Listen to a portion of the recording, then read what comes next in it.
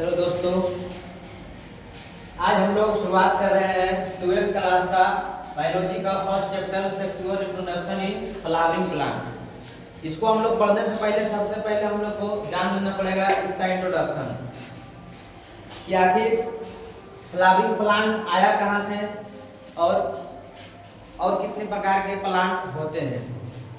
तो दुनिया में जितने भी प्लांट है उनको हम लोग कहते हैं प्लांट किंगडम, और उस प्लांट किंगडम को 5 डिवीजन में बांटा गया है, यानी 5 भागों में बांटा गया है, 5 ग्रुप में बांटा गया है। इसका नाम है पहला का थाइरोफाइटा, दूसरा का ब्रायोफाइटा, तीसरा टेरिडोफाइटा, चौथा जिम्नोस्पर्म और पांचवा एंजियोस्पर्म। थाइरोफाइटा बोलता है सबसे सिंपलेस्ट प्लांट को, जिसका बॉडी जो है डिवाइडेड नहीं होता है रूट में, स्टेम में और लीव्स में। यानी ऐसा प्लांट जिसमें हमको ना तो जड़ का पता चले, ना तो पत्ता का पता चले, ना ही तना का पता चले, सब लगेगा कि एक जैसा है, उसको हम लोग कह देंगे थाइरोफाइटा। जैसे एलगी, स्पाइरोगायरा, इस सब को हम लोग रखते हैं थाइरोफाइटा में। दूसरा डिवीजन है ब्रायोफाइटा। ब्रायोफाइटा को हम लोग amphibians of the plant kingdom भी कहते हैं। इसका मतलब क्या हुआ? एम्फीबियन वर्ड का उपयोग होता है वैसे जीवों के लिए जो लैंड पर भी रहते हैं और वाटर पे भी रहते हैं।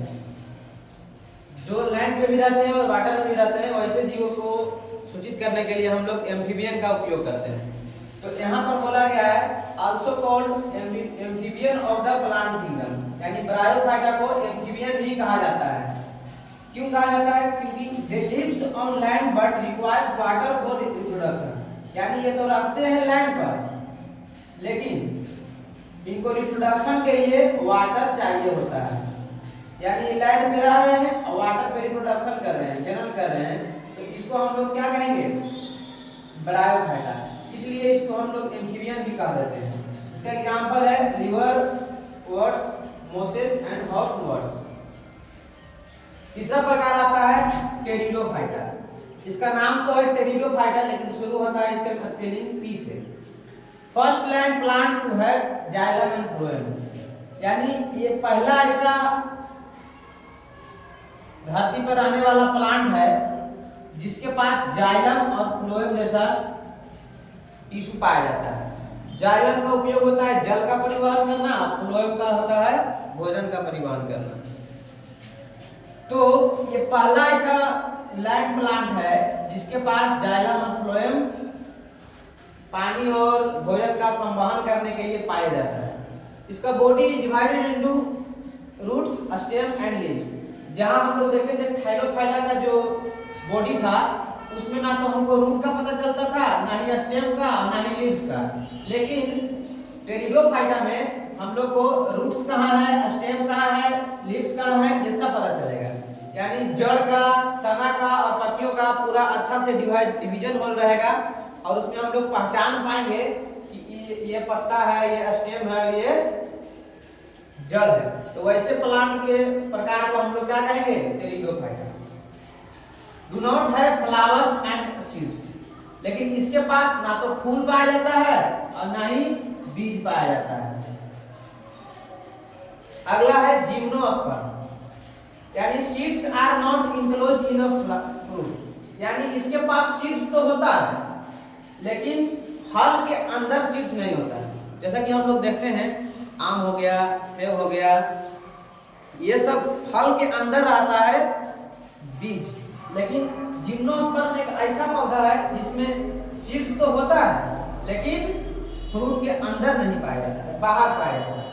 नेक्ड सीड, नेक्ड मतलब होता है नंगा, नेक्ड मतलब नंगा, यानी इसका सीड जो है नंगा होता है, यानी किसी चीज से कवर होल नहीं रहता है, बाहर में रहता है। हम लोग उसको ऐसे ही देख सकते हैं बाहर से। पेरेनियल एंड वुडी, यहाँ एक वर्ड आया पेरेनियल। पेरेनियल का मतलब क्या होता है? पेरेनियल का मतलब वैसे पौधे जो 2 साल से अधिक तक जीवित रह सकते हैं, 2 साल से अधिक तक, उसे हम लोग पेरेनियल कहते हैं। वुडी यानी इस पौधे से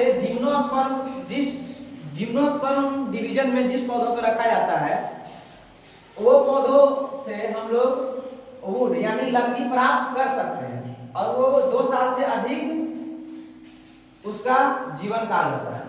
इसका एग्जांपल है पाइनस और साइकस। फिर आता है एंजियोस्पर्म। अब हम लोग देखते हैं प्लांट किंगडम का 5वां डिवीजन जिसका नाम है एंजियोस्पर्म। एंजियोस्पर्म को अगर हम 2 वर्ड में तोड़े तो आता है एंजियोन प्लस स्पर्मा। एंजियोन का अर्थ होता है कंटेन, कंटेन यानी रहना, यानी रहता है या रखता है। स्पर्मा यानी सीड यानी बीज, यानी एंजियोस्पर्म में वैसा पौधों को रखा गया है जो बीज को रखता है, यानी उसके अंदर बीज पाया जाता है। ये एडवांस प्लांट होते हैं, यानी ये बड़े बड़े प्लांट होते हैं, छोटे छोटे प्लांट नहीं होते हैं। जैसे एलगी हो गया, सब छोटा छोटा है, बैक्टीरिया लेवल के है, लेकिन ये जो है एडवांस यानी बड़े बड़े पेड़ पौधे को हम लोग एंजियोस्पर्म कहते हैं। Seeds are enclose in fruit. इसके नाम से ही पता चल गया था कि सीड्स जो है इसके फल के अंदर इनक्लोज रहेंगे, यानी ढका हुआ रहेगा अंदर।